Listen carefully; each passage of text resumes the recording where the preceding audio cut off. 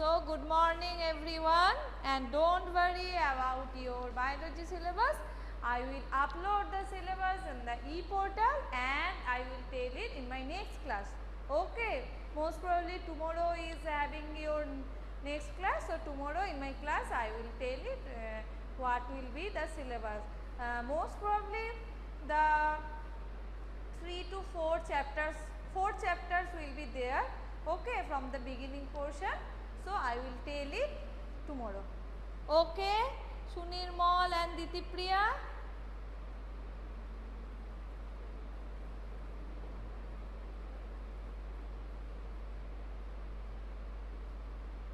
Okay. Okay. So you know that the exam will be, yes, project 1 also I will provide you. I will provide you some project also very soon. Okay. If it is possible in my next class, I will also provide your project also. Okay.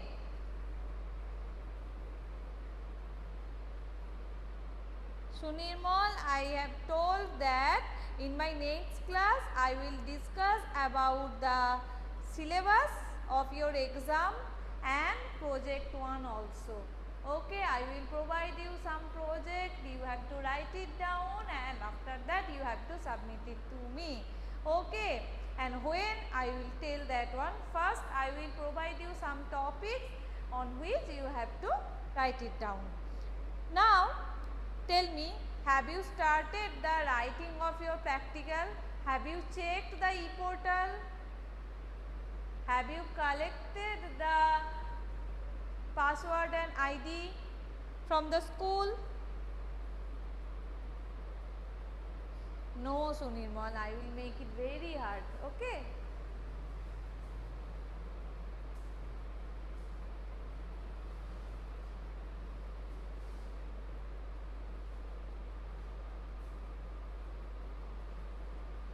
Tell me, have you started the writing part? Have you checked the e-portal? Everyone?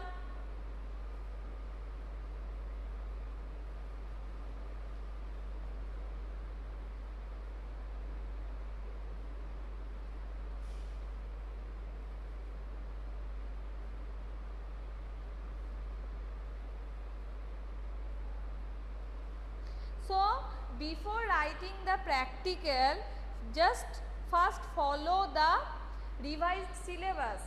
That means in your revised syllabus which practicals are present, first see that one, after that follow the website and then see the video and animation of those practicals which are having in your syllabus. Okay. After that in the e-portal I have mentioned that from where you have to write it down, and first you have to write it down like the first one is aim, after that materials required, after that procedure. No need of writing the theory part. Okay, no need of writing the theory part. So I am repeating, first aim. What will you write in the aim portion? The name of the practical which is written in your revised syllabus. The aim. Next, materials required. After that, procedure. No need of writing the theory part. After that, result, observation, or if any table is there, you have to add that one, and after that, precaution. Now, some of the practicals are observation based. So, keep that part, leave that part right now. Just write down the up to the procedure part, though in those particular practicals in which some data is required, I will provide you that data if it is required. Okay, after that you will fill that observation table. Clear? And for writing the practical you have to buy the practical copy from the school. Any other pages will not be accepted. Okay, only school's copy will be accepted. Clear? You can send your parents and collect. Ma'am can't understand what you are saying. Your voice. But I am saying it clearly in any loud voice also.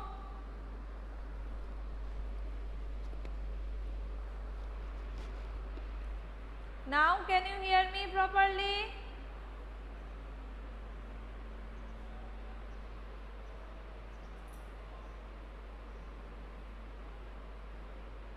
Okay, so I was telling you that just follow the revised syllabus. After that, visit the website which I have provided, and from there you have to see the videos and animation. After that, write it down from that particular book which I have suggested in the e-portal. Okay, if you are not if you are till now you are not having password and ID of your e-portal, then call school's office, they will guide you. Okay, and another thing is that first follow the revised syllabus. You have to write it down only the practicals which are in your revised syllabus. Okay, and first you have to write it down like aim. After that, materials required. In the aim portion you have to write it down the heading of the practical which is mentioned in the syllabus, and after that materials required. After that, procedure. No need of writing the theory part. Okay, no need of writing the theory part in case of biology practical. After that, procedure, then observation, result, precaution. Okay, so in that particular book it is written very clearly. If you face any problem, you may ask through the e-portal. Okay, and you have to write it down only in your school's copy. Any other pages or any other practical copies will not be accepted. Okay, so you can send your parents to buy the school's practical copy. Okay, so I will suggest you everyone that start writing. Everyone start writing the practical, and some of the practicals are having, if it is having any observation table, so for the data leave that observation part and ask me, I will provide you later on. Okay, clear everyone? Any queries related to the practical?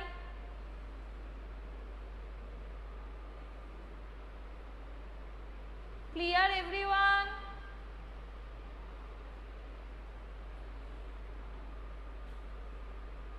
And in my next class, I am repeating, I will provide you some projects which one you also have to write in your school's practical copy, and I will provide you your exam syllabus which will help very soon.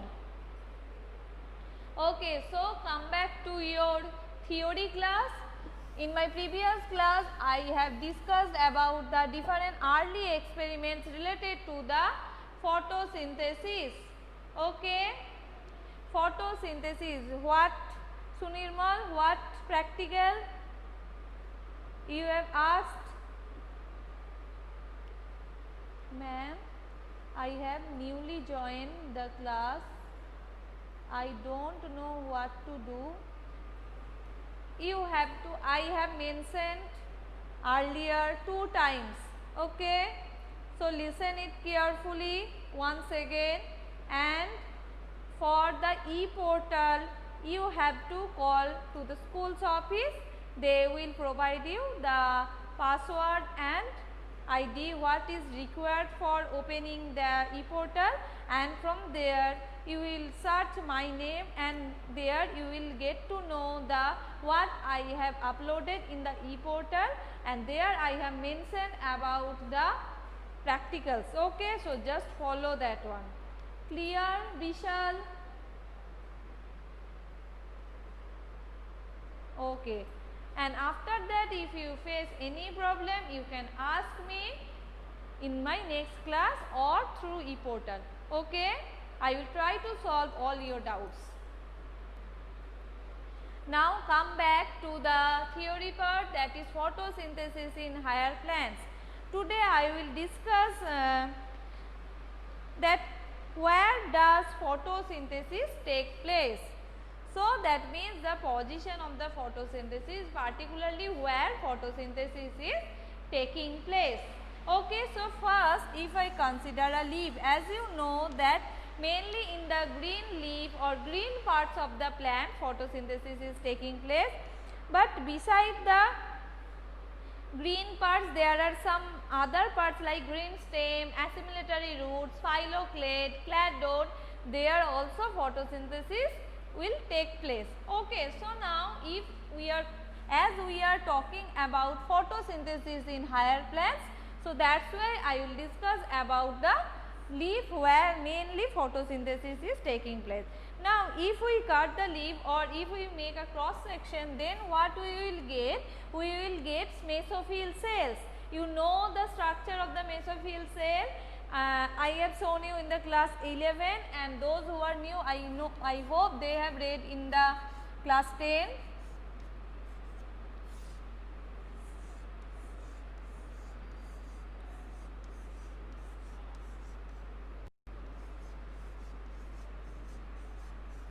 I am drawing a rough diagram.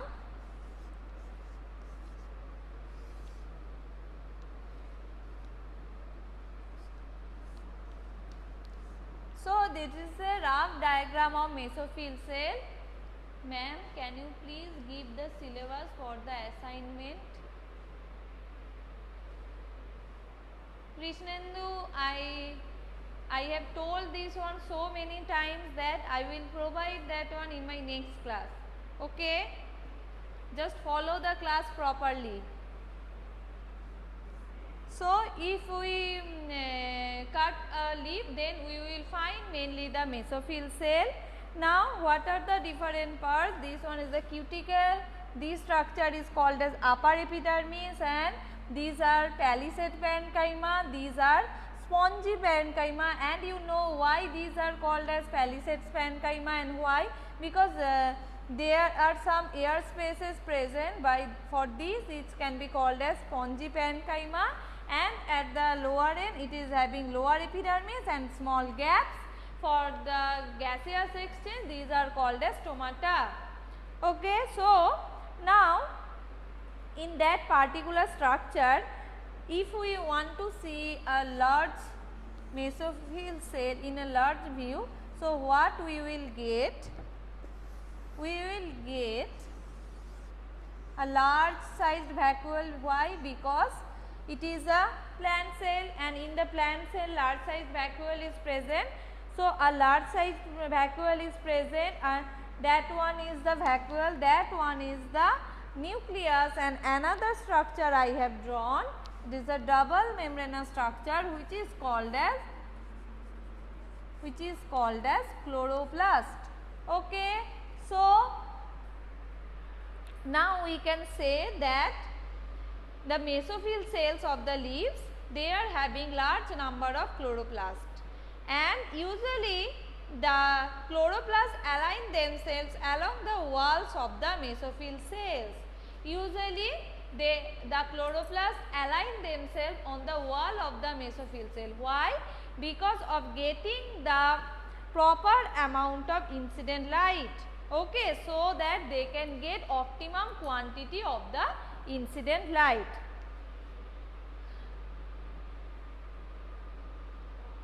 Now if in the chapter 8 cell and cell organelle, there I have shown you the detailed structure of chloroplast, and else now you can follow the diagram from the book which is in the page number 209. Everyone follow the diagram from the book, that is page number 209. There you will get a diagrammatic representation of an electron micrograph of a section of chloroplast. Okay, so now we have got the position of the chloroplast. So next we have to know the detailed structure of the chloroplast. Already you know the detailed structure of the chloroplast, as it is a double membranous structure, and This type of structures are present, right? You can remember, I hope you can remember. So, these two membranes are called as, which are present on the outer side is called outer membrane, which are present inside is called as inner membrane. These are called as stroma lamellae, these are called as grana, this portion is called as stroma.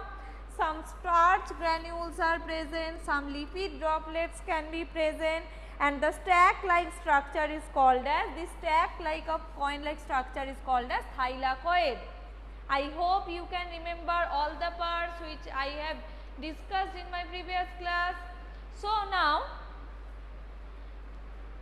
from that detailed structure of the chloroplast, we have found that there is a membranous system consisting of, it is a membranous system and consists of grana, the stroma lamellae, and the fluid which is present inside the chloroplast is called as stroma.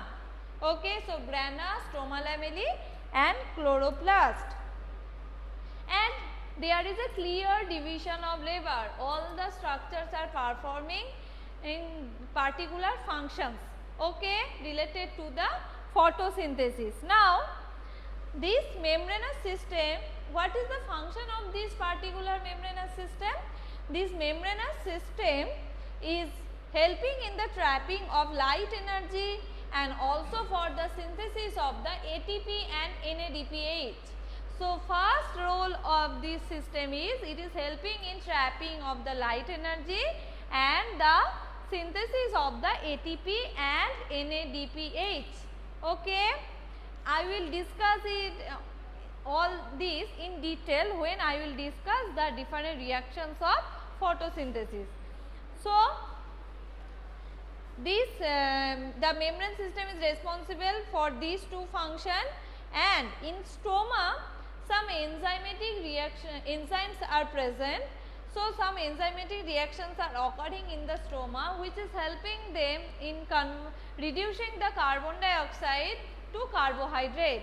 Okay, as you know, the raw material of the photosynthesis is carbon dioxide, and reduction is taking place, and ultimately plants produce the carbohydrate, particularly sugar, and it will convert this sugar into starch for future use. Okay. Now, in case of photosynthesis, it is having two steps mainly, that is light reaction and dark reaction.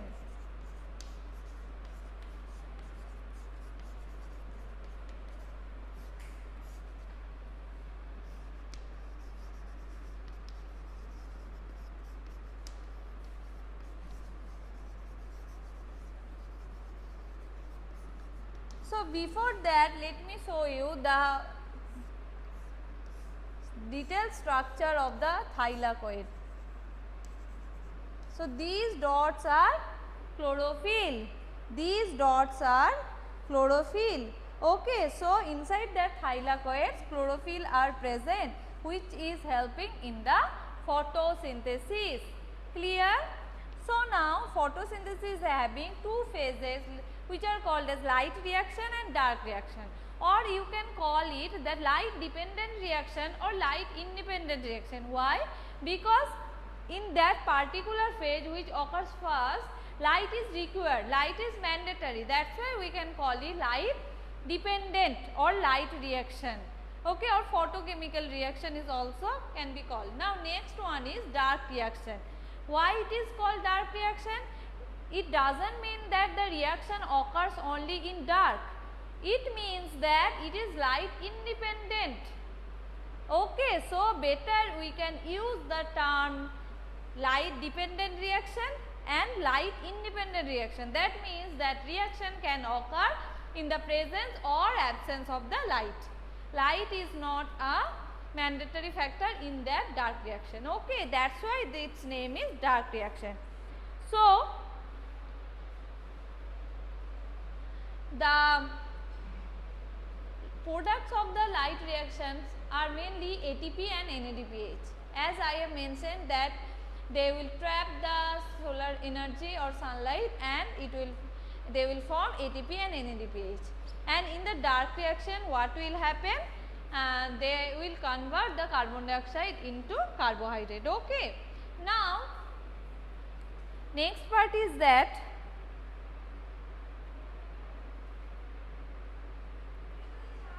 so these are the main two reactions of photosynthesis. We have to read these two reactions in detail. Now, we have to know where these two reactions or these two phases are taking place in the particular chloroplast. So, this dark reaction is taking place in the stroma. You know the stroma part, the fluid part of the chloroplast is called as stroma. Why this dark reaction is taking place inside the stroma? Because enzymes required for that reaction is present particularly in the stroma. That is why dark reaction will take place in the stroma and the light reaction will take place in the thylakoid. Okay, because why? Because in that particular reaction sunlight is required and sunlight can be trapped by these chlorophyll pigments.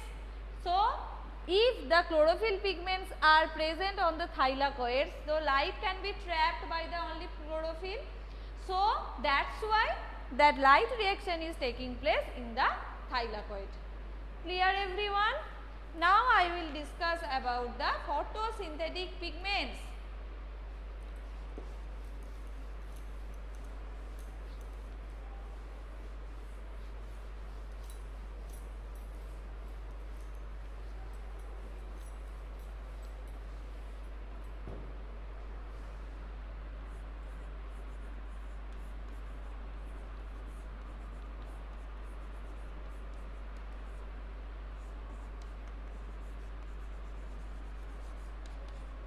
So, what is the meaning of photosynthetic pigments? So, pigments are some substances which are helping in the photosynthesis. How? Because these pigments are helping in the absorption of the light energy, okay, or solar energy, or we can call it photons. Okay, so pigments are the substance. So, if I ask you what do you mean by this pigment? So, you have to say that pigments are the substance that have the ability to absorb light. Pigments are the substance that have the ability to absorb light. Okay, now how can you find it out the different pigments of the photosynthesis? So, for this we are having a practical which is called as chromatography or particularly paper chromatography.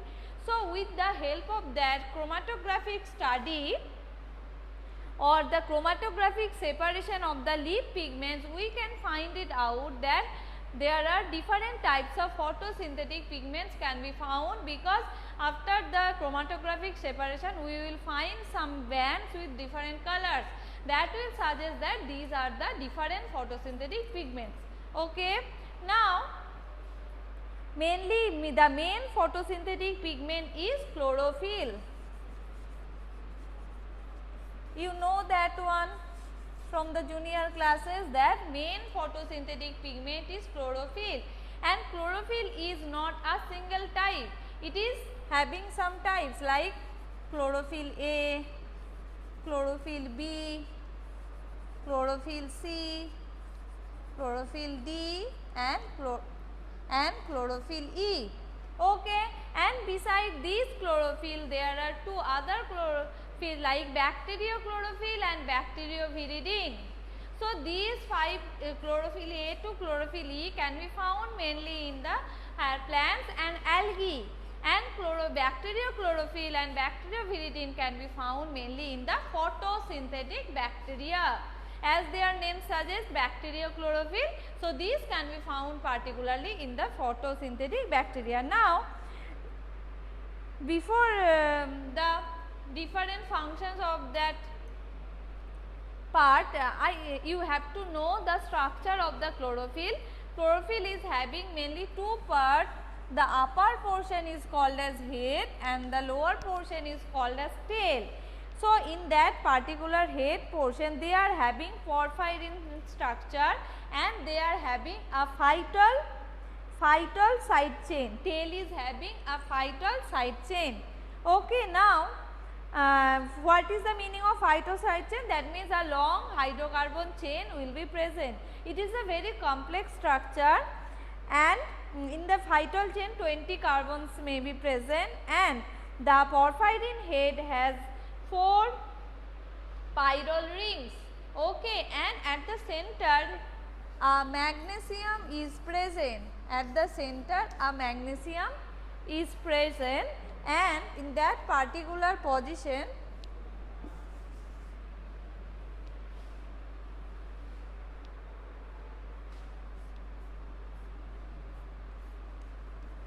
there is a variable R group is present. There is a variable R group is present. Okay, so you can see magnesium is present at the center. I am not drawing the detailed structure. So, with the help of that R, we can differentiate between chlorophyll A and chlorophyll B. How? Because at the position R, in case of chlorophyll, a CH3 group is present, but in case of chlorophyll B, a CHO group is present. So, by the help of these, we can differentiate these two chlorophyll, and they also shows different coloration at the time of chromatographic separation. So, chlorophyll A usually shows bright or blue-green color in the chromatogram. Okay, chlorophyll A will provide bright blue or green color in the chromatogram. Chlorophyll B will provide yellow-green type of coloration. And these two chlorophylls can be found mainly in the higher plants, and chlorophyll C, chlorophyll D, chlorophyll E, these can be found mainly in the different types of algae, brown algae, red algae, xanthophyta. Okay, these can be found like that. Now, so this is the main photosynthetic pigments.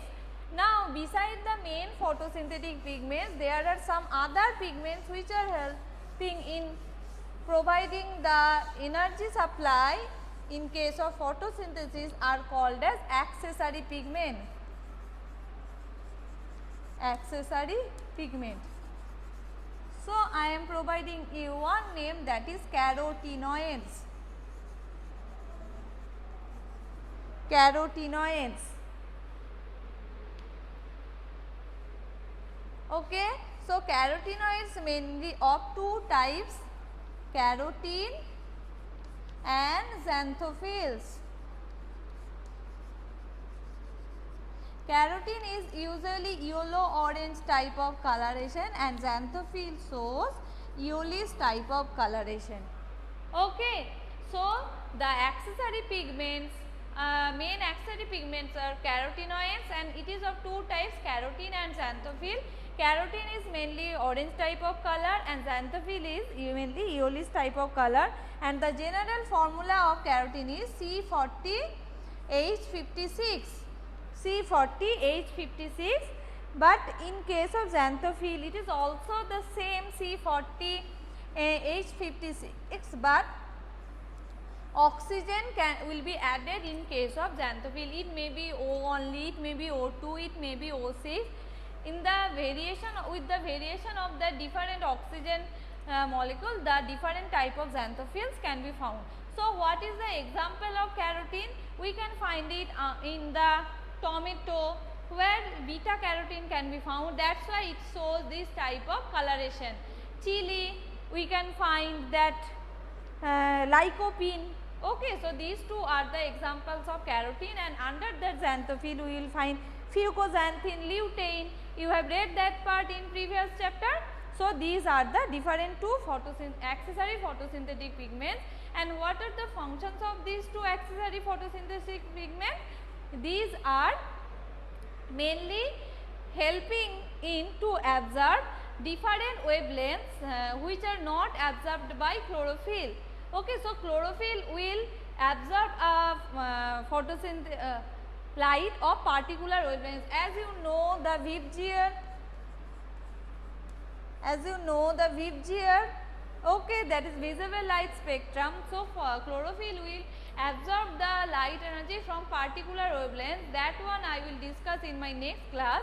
So, except this region, there are some another region from where the accessory pigments will absorb the light primarily in the violet and the blue region. and they will pass it to the chlorophyll to maintain a continuous supply of light energy of the chlorophyll. Okay, and help in the protection of the chlorophyll from photooxidation. Another function of axillary pigments is it will help in the protection of the chlorophyll in photooxidation. Okay. So, in my next class I will discuss about the absorption spectrum and action spectrum, where you will get to know the rate of the photosynthesis and the different wavelength where these main photosynthetic pigments are playing main role. Okay, so for today that's it. Clear everyone? Up to that portion, understood?